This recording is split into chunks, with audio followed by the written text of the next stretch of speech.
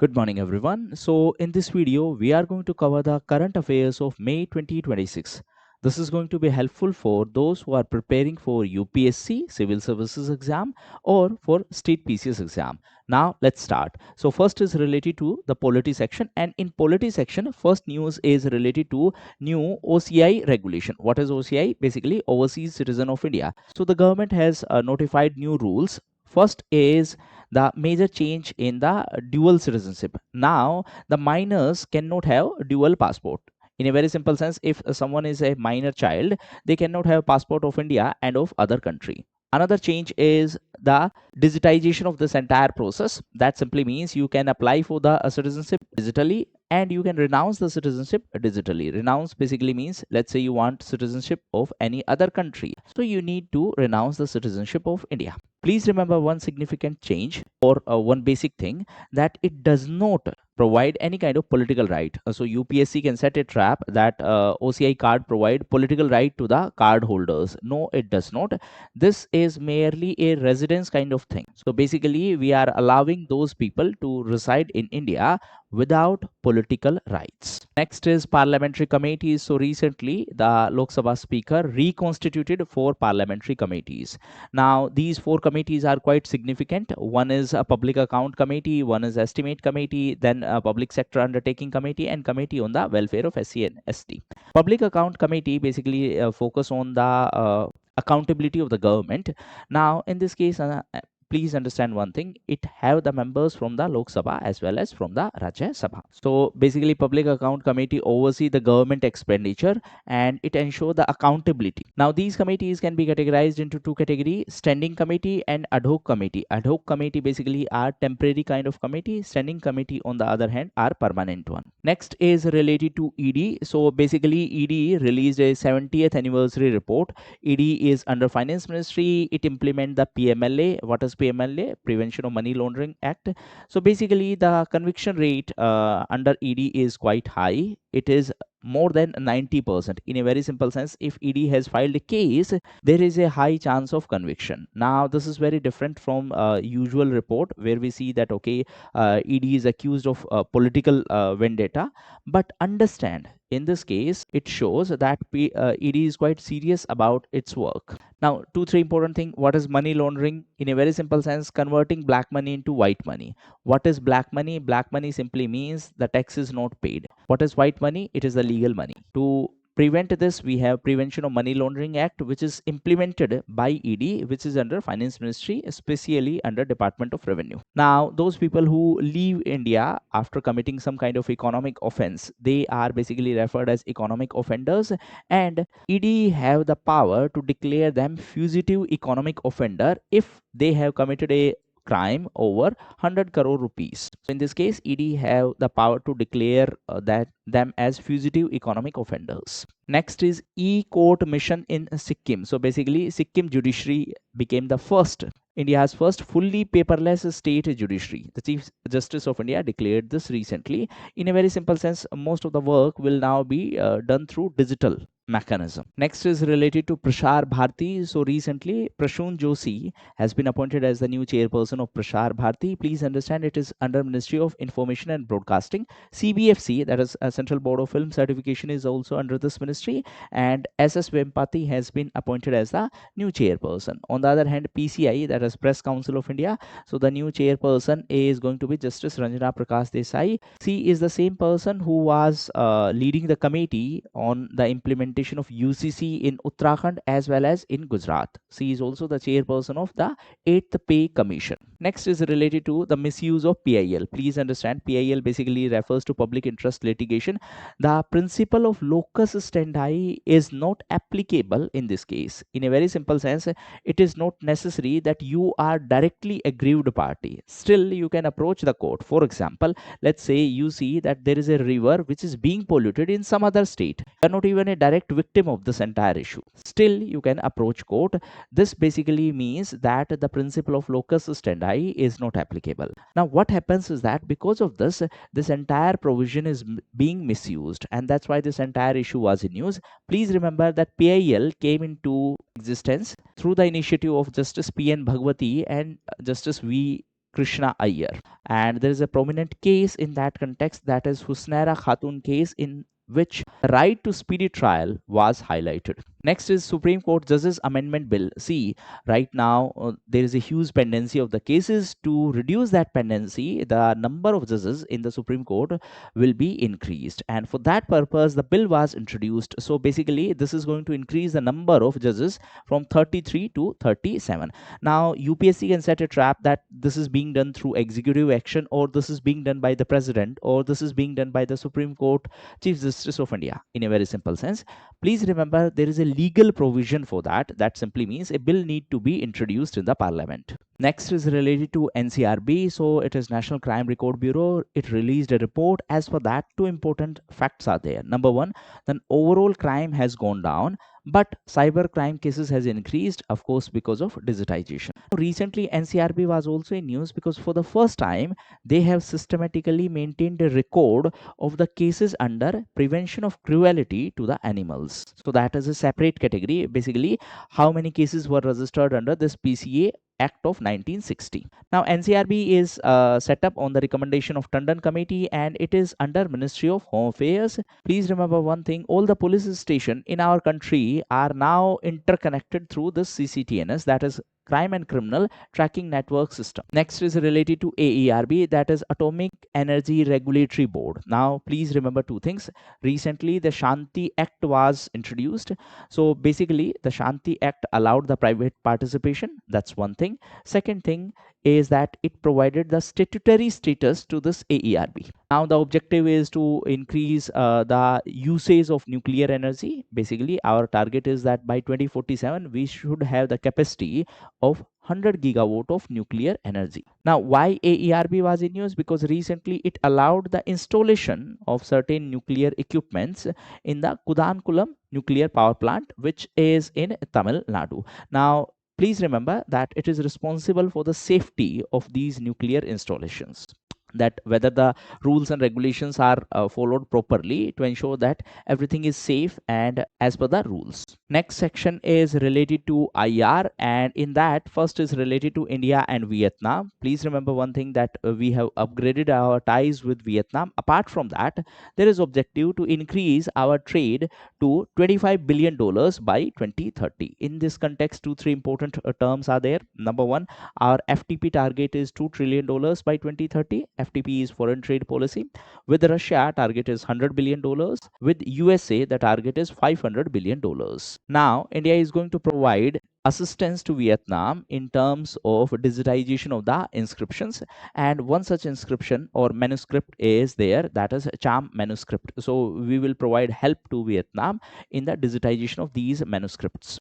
Apart from that, Vietnam also joined Indo-Pacific Ocean Initiative. Next is related to Arogya Matri in Jamaica. See, there was a hurricane. The name of the hurricane is Melissa. Because of that, there was destruction in the Jamaica. Now, India provided humanitarian assistance to Jamaica.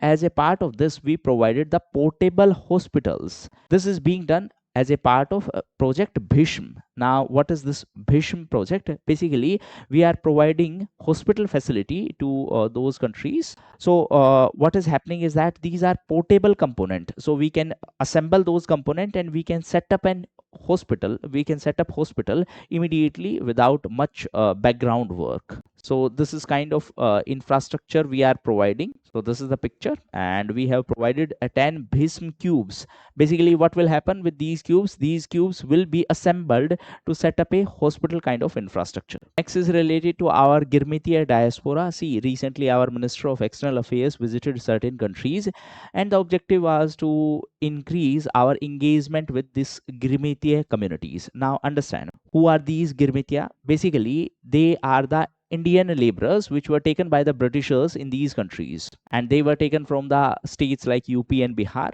to the British colonies. Understand that UK had abolished slavery in 1833, and after that they started taking Indians from India to other colonies. Next is related to the Lipulekh Pass. Now understand why it was in news recently. First, have a look at the geographical location. So look at the map first. This is the map. Now understand, there are three important locations. One is Limpiadhura, second is Kalapani, third is Lipulekh. Now understand what is happening, that after the Treaty of Sugoli, basically it was decided that Kali River is going to form the boundary between the India and Nepal. However, there is a problem in the interpretation. Nepal says that this area is in the geographical territory of Nepal. On the other hand, it has been under the India's administrative control since years. So our argument is that as per Treaty of Sugoli, this area is in India's administration and therefore it is part of our country. So let's have a look at the Kali River. So this is Kali River.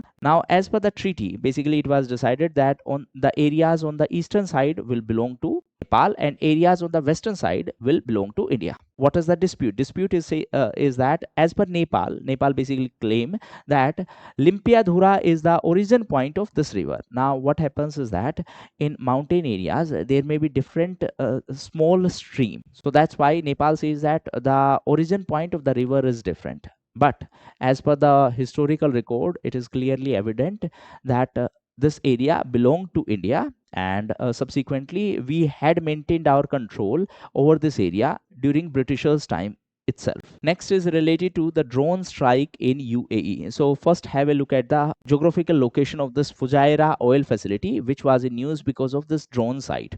Now, this is the geographical location. Please understand this area is quite important. Why it is quite important? Because it is Strait of Hormuz, and which was in news because of the conflict.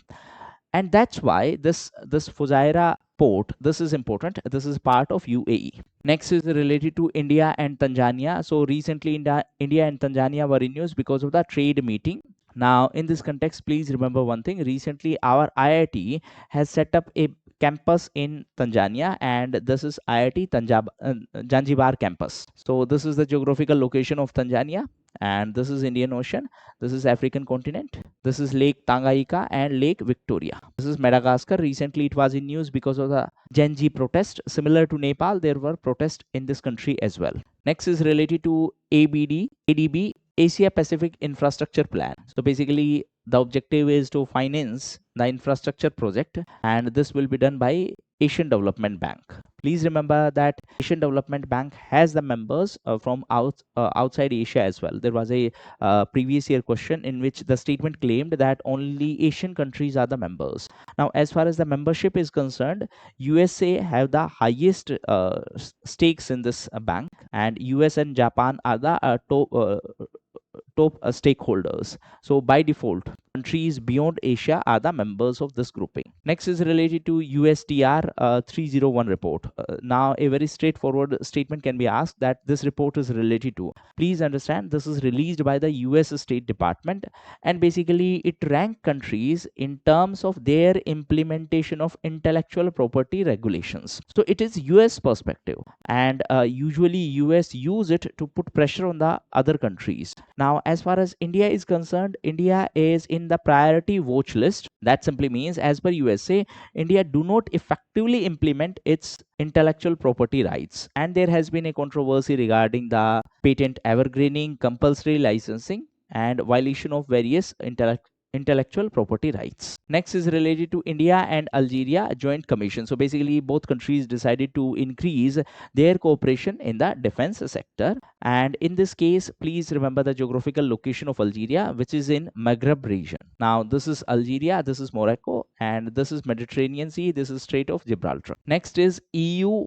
Horizon Europe program. So basically, India and European Union, they have launched a joint initiative, and that will be funded through EU Horizon Europe program. The objective is to strengthen the EV battery recycling to reduce our dependency on China. Please remember, India is shifting towards EV, but as far as the battery is concerned, we are heavily dependent on imports, and within import section, we are heavily dependent on China for the supply of lithium and other critical minerals. Now, to ensure that we have a consistent supply, we are diversifying our sources, and that's why Kabil, that is Khaniz Bidesh India Limited, has signed up agreement with various countries, including the countries of Lithium Triangle. Lithium Triangle basically refers to Argentina, Bolivia, and Chile.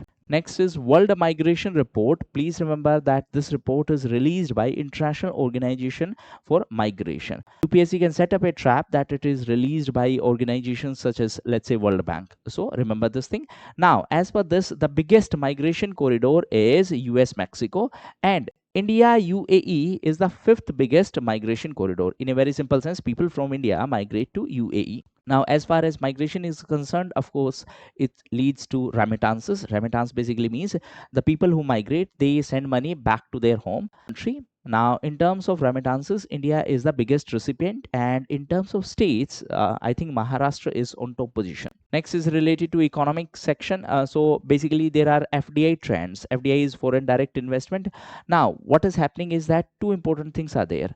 The inflow of FDI is more or less okay. There is a huge outflow, and that's why the net amount, net FDI is very less in our country. Let's say $100 billion came into India as investment, and let's say $94 billion, that was the outflow of FDI. So the net amount will be only $6 billion, and that is why there is a problematic situation, and that's why we want to improve our ease of doing business so that more and more investment stay in India. So our net FDI is basically $6.3 billion despite robust gross inflow of FDI of $88 billion. Please remember, we are receiving a decent amount of FDI, but there is a outflow. Now that outflow is because of two major reasons. One, Indian company, they are investing outside India. That's one reason.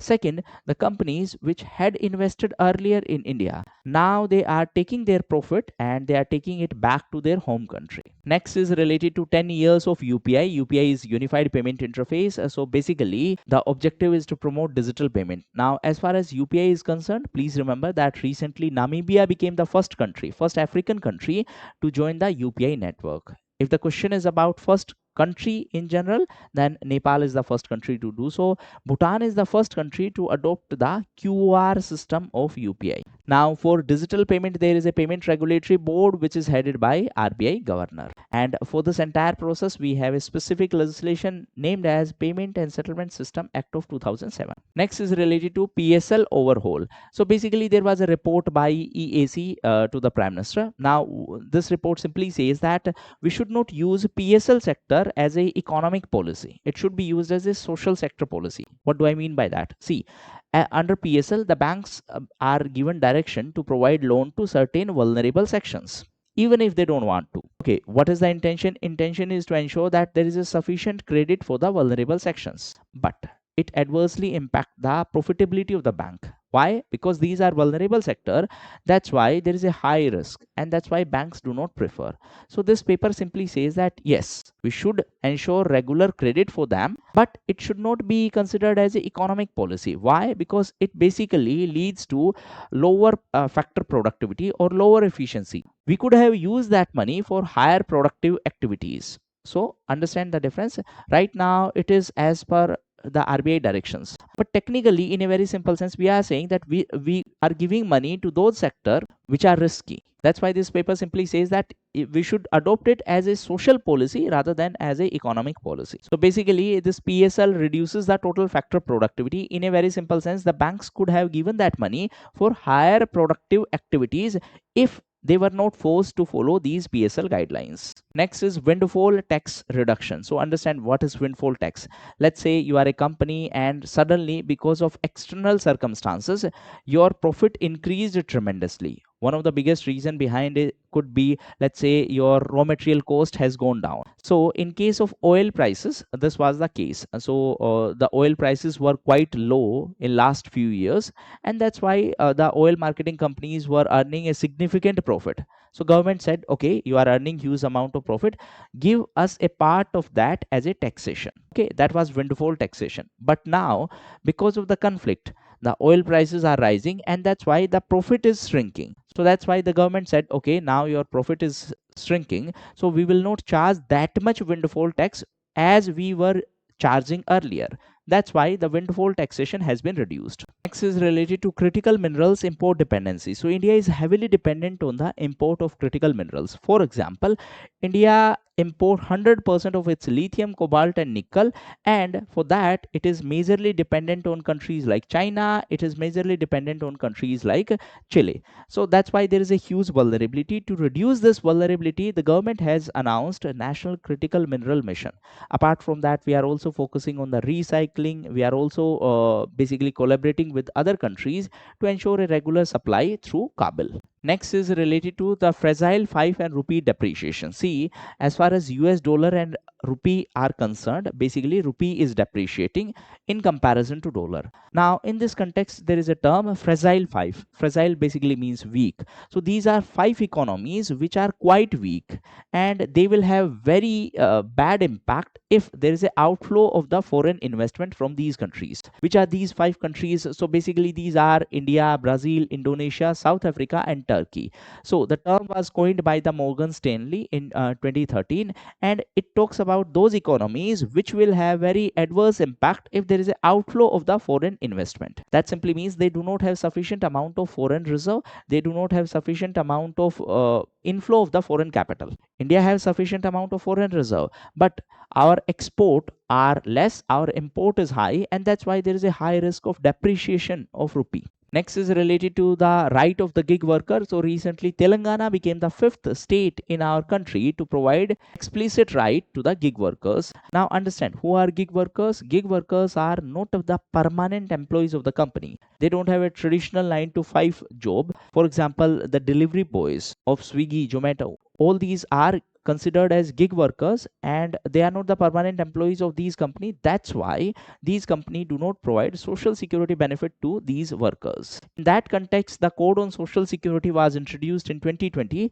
The objective was to provide social security. Next is related to the improvement in the productivity of MSME due to digitization. So recently IMF released a paper, and that directly showed a relationship between the digitization and the increment in the productivity of MSME. Now, why it is so significant? Because understand, MSME contribute roughly 1/3 of our GDP. It basically contribute roughly half of our exports.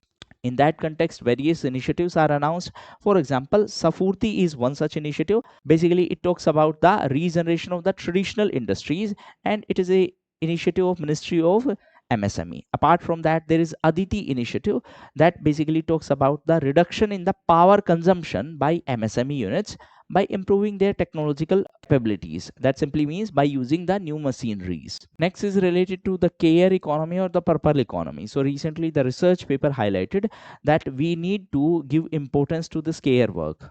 Please understand, this care economy or the purple economy that contribute roughly 15 to 17% of our GDP. This can be further subdivided. This care economy can be further subdivided into paid work and unpaid work. Paid work basically means, let's say, the work done by nurses in the hospital. That's a care economy, but that is paid one. Apart from that, there is unpaid as well. For example, the work done by our mother in our house. So they are not paid for it, and it is not considered in the GDP calculation. That's why it is important to acknowledge this as well. Now, basically, it also suggested the Carepreneur Fund. What is this fund? Basically, it will provide the affordable loan to these caregivers so that they can set up their own business. Next is electronic gold receipt. In a very simple sense, rather than purchasing the actual physical gold, you will purchase gold, but for that you will receive a receipt. You can basically sell the gold using that receipt itself. So in a very simple sense, it is dematerialized. Dematerialized basically means online, and recently it was in news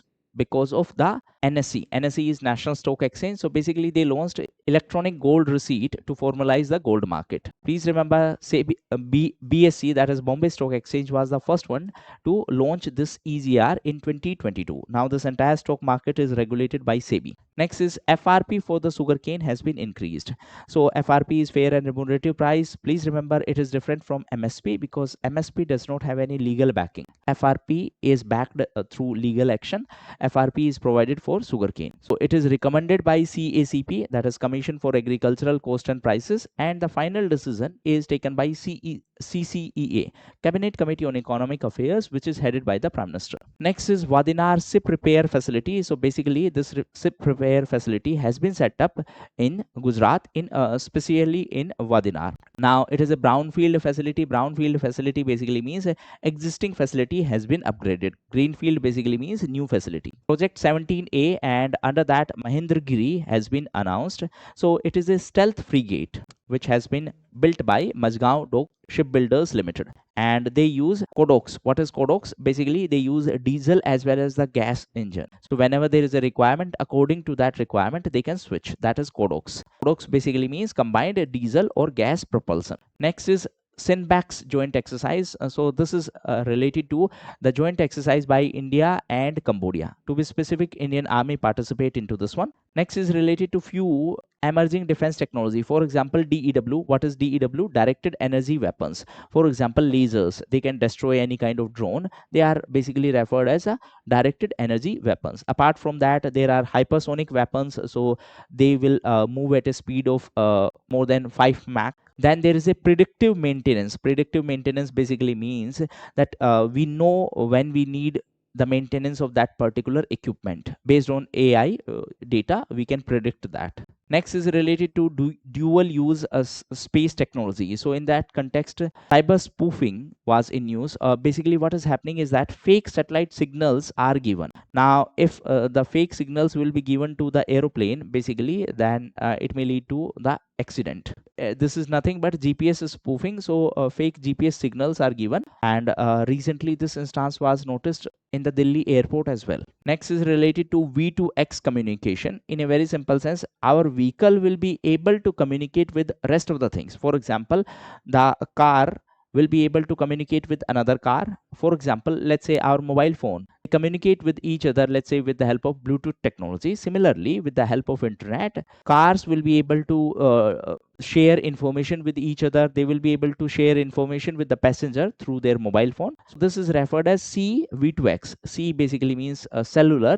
V2X basically means vehicle to everything. So just remember this thing, and then just have a look at this diagram. I think I forgot to add that. Next is cell broadcast system. So basically recently you might have noticed a sudden notification in your mobile phone. Cell broadcast system is a notification on the mobile phone on the basis of your geographical location. So let's say there is an earthquake. Now government can directly deliver notification in your mobile phone on the basis of your location in that area. If you are in that area, then only you will receive notification. So that is cell broadcast system. So these are geo-targeted alert. Geo-targeted basically means if you are in a specific geographical location, then only you will receive.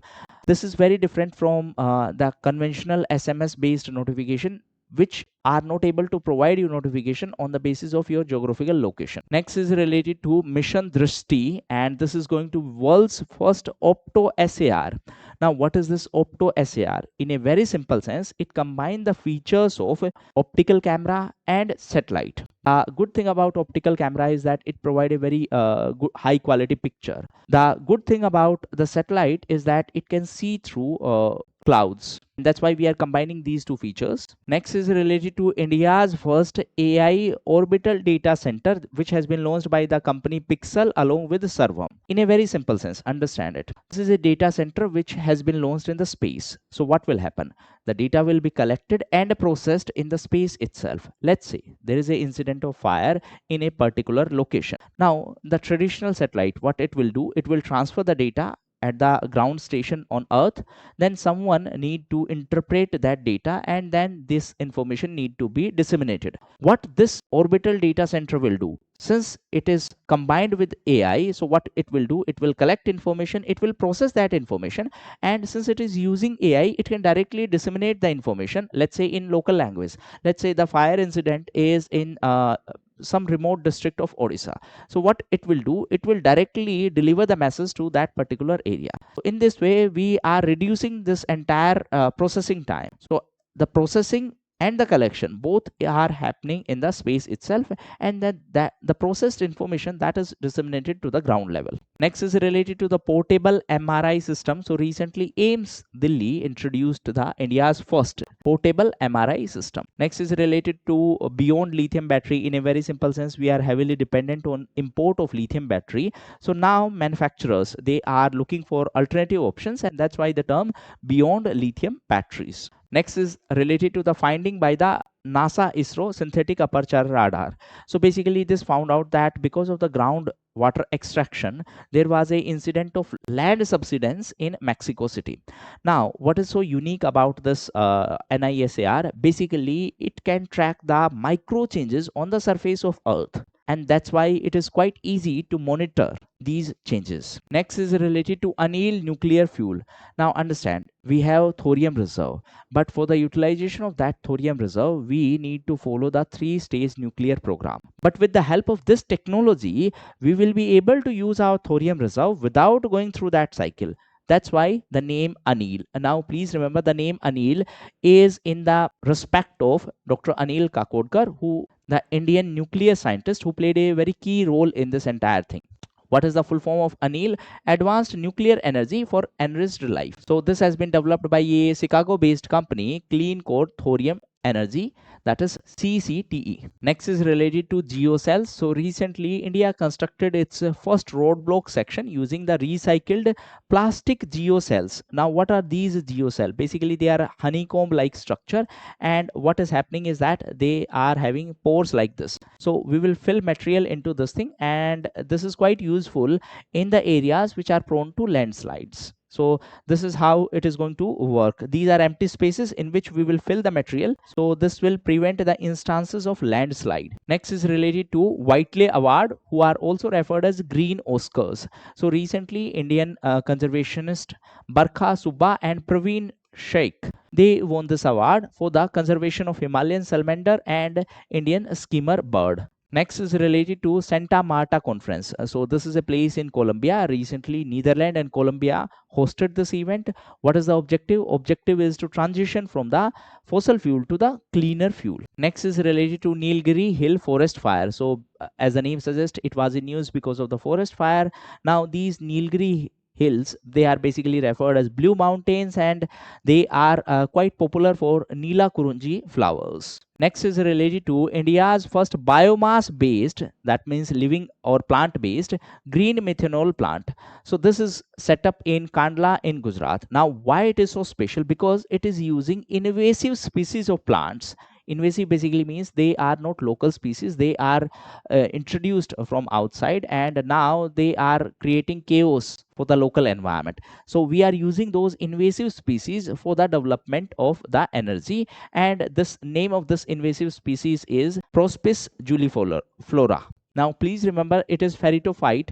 In a very simple sense, it extracts too much amount of groundwater, and therefore it will adversely impact the other plants in that area. Next is related to Super El Nino. So basically El Nino have adverse impact on Indian rainfall.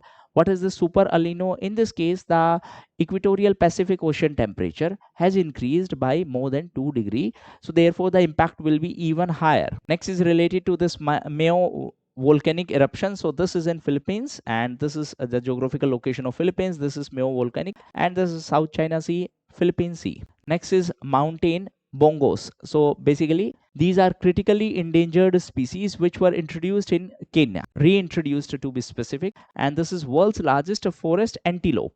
This is the picture, you can have a look at that. Next is Atacama Desert. So it was in news because of the light pollution, and this is a desert in Chile, and basically it is because of the Humboldt current. Next is related to ecocide. In a very simple sense, eco basically means we are referring to environment. So killing the environment is ecocide. So various activists said that it should be added as a crime as per the International Criminal Court.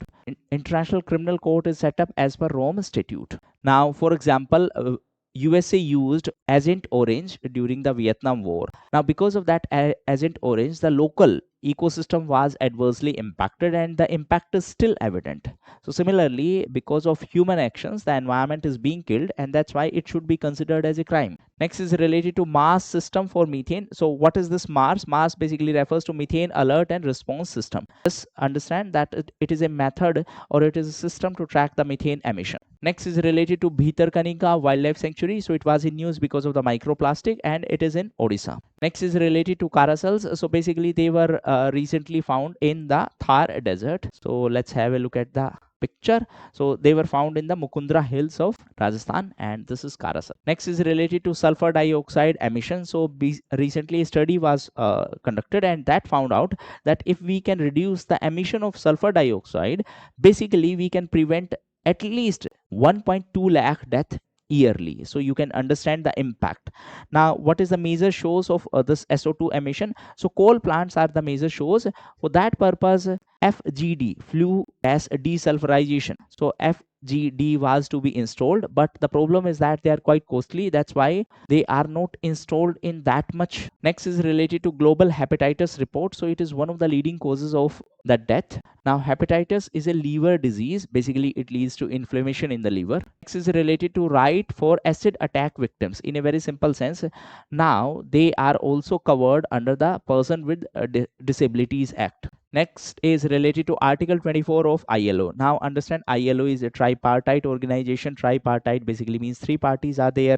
Government is there, employee are there, and employers are there. So recently the West Bengal tea workers, they invoked the Article 24. Basically it allow them to approach ILO if the labor rights are not followed. Next is related to hantavirus. It is a zoonotic disease. Zoonotic disease basically means from animals to human, it is transferable. Next is brain eating amoeba. So the name of this amoeba is Naegleria fowleri. So it is adversely impacting the human brain. Next is BIS standard for assistive technology. Understand, BIS basically talks about Bureau of Indian Standard. So it set the standards. So 2-3 important things are there. One is ISI mark, that is for the safety standards. One is hallmark, that is for the purity of let's say metals. And one is egg mark. Egg mark is for agricultural items. Then there is a eco mark. Eco mark is for environment friendly products. Next is related to the mission Shaksham. So this has been launched by RBI, and this is to provide the capacity building support to the urban cooperative banks. Next is related to IAS PCMR scheme. So this has been by Ministry of Mine. Objective is to ensure the recycling of critical minerals. Next is related to Journey portal. So as the name suggests, it is a database of maternal health. That simply means it is a database of the mothers.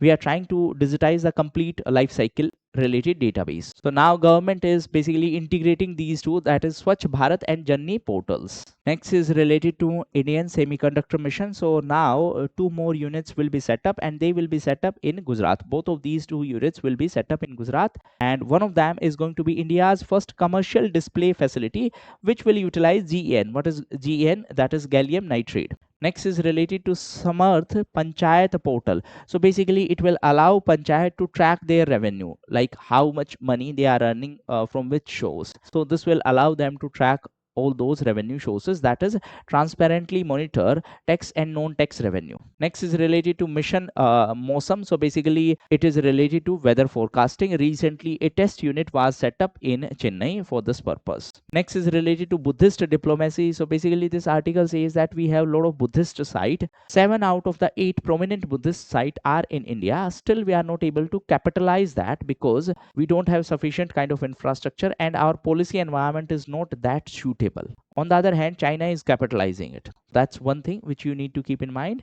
And last news is related to Pulitzer Prize. This is given for the journalism, and recently it was given to the 2 Indian journalists. One is Anand RK and second is Suparna Sharma. So please remember, on similar lines we have Ramnath Goenka Award that is given by the Indian Express. So with this we have covered the current affairs of May 2026.